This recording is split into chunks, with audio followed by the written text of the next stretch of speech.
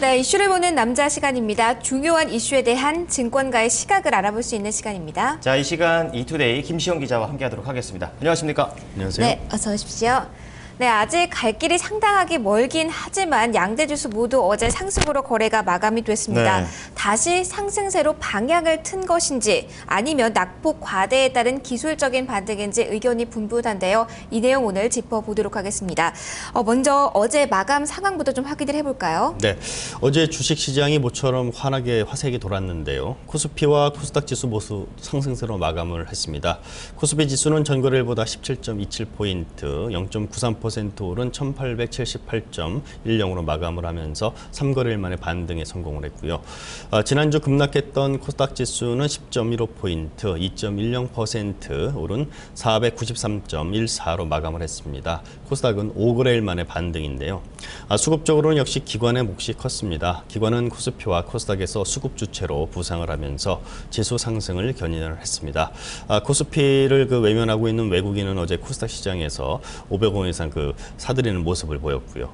그렇습니다. 네.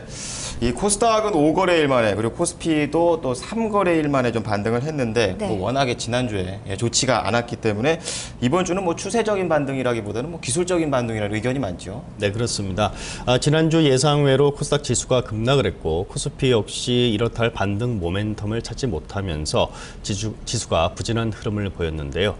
때문에 이번 주 주식시장은 증시 하단에 대한 지지력 테스트와 함께 반등이 시도될 것으로 전망이 됐었습니다. 실제 어제 장에서 이 같은 기대에 부응하는 지수 흐름이 나타났다 이렇게 볼 수가 있겠는데요. 역시 미국 재정 절벽에 대한 우려가 다소 완화됐다는 점이 투자 심리 개선에 일조했다라는 분석입니다. 지난 주말 오바마 대통령과 민주당, 공화당 상하원 지도부의 만남 결과가 나쁘지 않은 것으로 알려지면서 주가 하락을 막는 방어선이 되고 있다라는 분석인데요. 여기에 중국 정권 이양에 따른 소비 모멘텀 기대도 살아나면서 증시 전반에 걸쳐서 반전을 모색하는 움직임이 이어질 것이라는 전망에 좀 무게가 실리고 있습니다. 네, 말씀해 주신 것처럼 긍정적인 재료는 좀 쏟아지고 있는 상황인데요. 하지만 이게 하루 반등이다 보니까요. 추세 전환 가능성을 논하기엔 좀 이른 감이 있습니다. 그렇죠. 시장의 관심은 아무래도 지속성일 텐데요. 증권가에서는 좀 어떻게 보고 있습니까? 네, 최근 코스피 지수가 1860에서 1900선 사이에서의 박스권을 이어가는 점이나 또 단기 급등했던 코스닥이 또 단기 급락한 점 등을 감안을 하면 어제 하루 만에 반등만으로 추세 여부를 판단하기는 사실 이른 감이 없지 않다라는 지적이 많습니다. 전체적으로 주식시장은 외부적인 변수, 그리스 문제 등 유로존 문제와 미국의 재정 절벽 이슈 등이 현재 진행형인 만큼 이에 대한 대비가 필요하다라는 지적인데요. 더구나 각종 경제지표 발표, 또 벤 버냉키 의장의 경제단체 연설 등도 예정돼 있어서 더욱 긴장을 늦춰서는 안 될 것이다라는 분석입니다. 이 과정에서 오랜 기간 바닥을 다져온 코스피가 상대적으로 선방할 것으로 보인다라는 분석이 많고요. 반면에 코스닥은 변동성이 확대될 가능성도 염두에 둬야 할 것으로 이렇게 지적이 됩니다. 특히 코스닥의 경우는 실적 변수에 좀 주목해야 한다라는 분석이 많은데요. 실적 개선이 예상됐던 엔터주들이 일찍 급락한 것도 실적 쇼크와 연관돼 있기 때문에 향후 반등장이 온다고 해도 실적주에 대한 차별화가 예상이 되는 만큼 실적주에 대한 검증이 꼭 필요하다라는 지적입니다. 네. 참 최근 증시는 악재하고 호재들이 막 뒤섞여 있는 것 같아가지고 투자 전략을 세우기가 좀 쉽지가 않을 것 같습니다. 우선은 미국의 블랙 프라이데이를 필두로 한 좀 좋은 호재가 좀 있는 것 같은데요. 어떻게 좀 보시죠? 그렇습니다. 연말이라는 계절적 특수성과 함께 미국의 블랙 프라이데이가 이번 주 시작이 되면서 미국의 연말 쇼핑 시즌이 본격화된 점 등은 증시 호재로 작용할 가능성이 크다라는 분석이 좀 많은데요. 샌디 피해 복구 수요와 또 지연된 연말 쇼핑 수요 증가라는 긍정적 요인이 함께하고 여기에 재정절벽 문제마저 원만히 타협점을 찾아가게 되고 있는 모습을 보일 경우 증시는 숨겨놓은 에너지들을 일제히 내뿜으면서 산타 랠리를 향해 나갈 수도 있을 것이다라는 희망적인 분석도 나오고 있습니다.